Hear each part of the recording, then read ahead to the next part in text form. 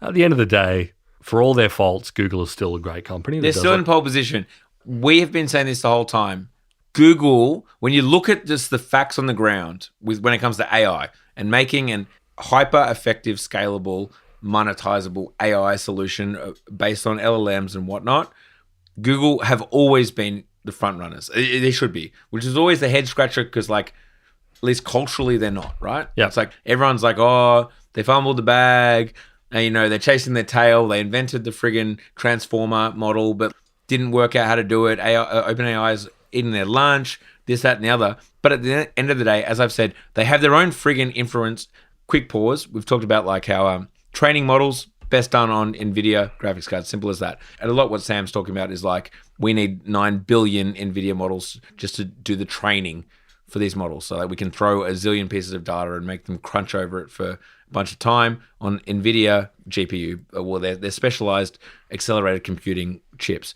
However, for actual inference, as in I ask a query, ChatGPT spits me something back, there's a computer crunching that, you probably don't need the best Blackwell NVIDIA chips that cost 100K each to do that. There's probably a more efficient way to do it, and there are people working on those problems right now with the O1 models where it's crunching more and more and more. Like this inference cost is going to be an even higher cost. It uses more tokens, etc. Go back and listen to the episode a couple of weeks ago. Google's been working on this for years. They have their own TPUs, these tensor processing units, which are specifically designed for efficient inference. And just as a general thing, they have been very good. Yes. Historically, at like driving performance costs down. And these TPUs are distributed across the world in data centers with fiber connection because like that's what Google has. They have been the best at driving down the speed at which data is transferred when you ask like, what the hell is this rash on the back of my knee? And the answer is served you in 2 nanoseconds.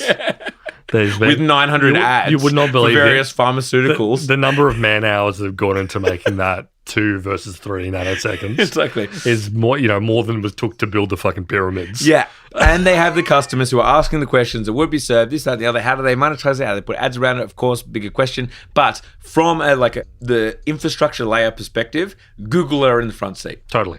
And while we're talking about Google and AI, because, they've been doing stuff. They've got like the search suggestions. They're integrating to their products. I have been digging around for the past couple of weeks with like an experimental product they've put out, which you can use for yourself. A lot of people don't know it's out there. I don't think it's even in like beta. It's like it literally has a job. If you're listening to this, did you know there's another world out there where you get a second episode of Down Round a week?